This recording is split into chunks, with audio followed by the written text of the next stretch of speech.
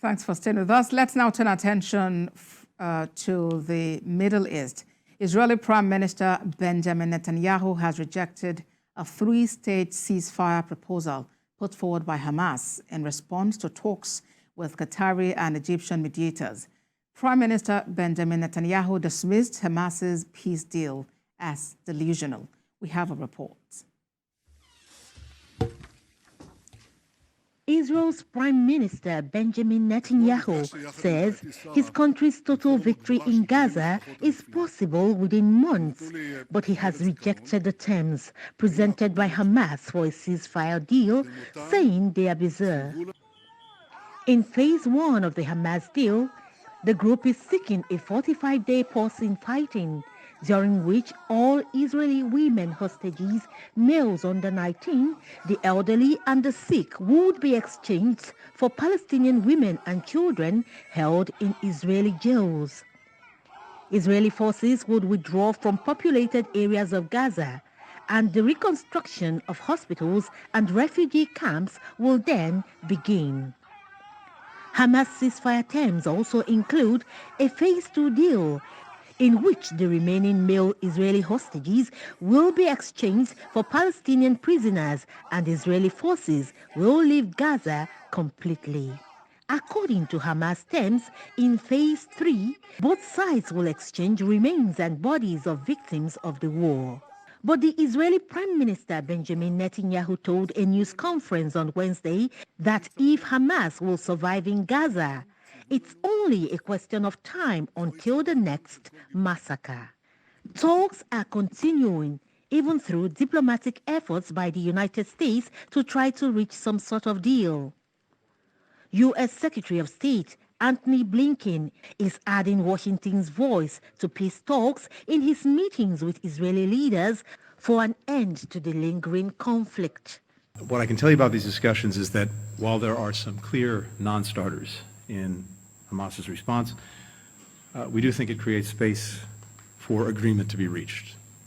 And we will work at that relentlessly until we get there. We had extensive discussions with the Prime Minister and national security leaders on the status of the military campaign to defeat Hamas and on the progress toward achieving the fundamental objective of ensuring that October 7th never happens again. At the same time, we're continuing to work closely with Israel and Lebanon on diplomatic efforts to de-escalate tensions on Israel's northern border so that families can return to their homes, both in northern Israel and in southern Lebanon, and live in peace and security.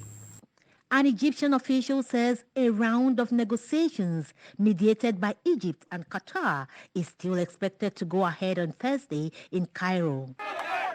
Egypt has called on all parties to show the necessary flexibility to reach a calm agreement. Hamas is reportedly to send a delegation to the Cairo talks. For more on the situation that has surfaced as more pressure continue on peace efforts, Global Affairs analyst Benga Onifade joins us from London in the United Kingdom. Thank you for joining us, Mr. Onifade. First, are you surprised by Benjamin Netanyahu's reaction to that proposal by Hamas? Not at all. I'm not surprised. I think one of the things I said before on the show a few weeks ago, we had something similar which has been pushed by the camp from United Kingdom, United States, and of course the United Nations. Benjamin Netanyahu, he will make promises, and of course half the time he will always do what he wants to do.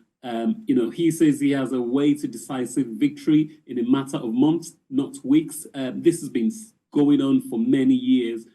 Israel hasn't actually found a way. But on the other end, if you look at one of the key former U.S. investigators, Daniel Levy, who's actually Jewish himself, I mean, he did say only United States can pressure Israel to end this Gaza assault, really. But this is a crucial year. It's an election year, and all hands are on deck. I mean, I think just as recently as last week, United Kingdom they did say now they recognize Palestine, Palestine as a state, which has never really been happened before. This is actually a key shift. So I'm actually not surprised. And I mean, I don't see this going the way Benjamin Netanyahu wants, because ultimately, when push comes to shove, all funds might just actually get withdrawn, and they cannot afford to keep funding this war. Now, we know that the U.S. has been in constant interface with Israel, trying to resolve the issues in contention. But then, even before Mr. Netanyahu reacted to this, we had the U.S. President Joe Biden calling the proposal by Hamas a little over the top. If you look critically at that document, what do you make of it? It's a part of me agrees with Joe Biden, President Biden, right here, because you would not allow Hamas to call the shots. I mean, you attacked us, and now you're calling the shots. You're telling us on your terms how you want things to be. But on the other hand, Israel went back to what they want. Okay, this is a redraft. We want they redrafted the proposal, and they want in three phases. Withdrawal of, I think, with how do I say, withdrawal of all hostages, or sorry, not all hostages, but in first stage, which is the hostages between below 19 and the elderly and the sick. But I think ultimately what Israel wants is, I think they want two things: total demolition of Hamas, which I don't think is going to be possible. They want a total surrender. That would totally not be possible. And of course, they want to prevent this from happening in future. Again, I don't see that happening, because you've got a country which you've been bordered, but they're putting a few things in place. They said in future, going forward, they will be overseeing the security of Palestine, which some people still actually say this is actually another form of occupation. So, but I think the more important thing, and this might turn everything all over again, because now majority of Palestinians have been pushed to Rafah, and Rafah is actually a small city. But what Israel is trying to do is they said, okay, on this final key stage, when we're trying to end it, we think in the last few months it will happen, but we want to just eliminate the last of the Hamas that we think are hiding in there. But if you study key events right now, what most military experts are saying is that there's literally nothing to bomb anymore. Right now, you're just making the rubble bounce, literally nothing more. And you've killed more people, ever since than Hamas has actually ever killed. And now this is just a vengeance. And of course, we've got over hundreds of thousands killed, with over 20,000 children, each of them having lost one parent or another. So this is actually just turning to something of vengeance and hatred, with all humanitarian organizations around the world calling on Israel to just stop this whole plain injustice, like they called it. And the fear of escalation is really just getting a lot of people talking, because it's really worrisome. But that's just the much we'll be able to take at this time. Global Affairs Analyst Gbenga Onifade, thank you very much for sharing your thoughts with us on World Now. Thanks for having me.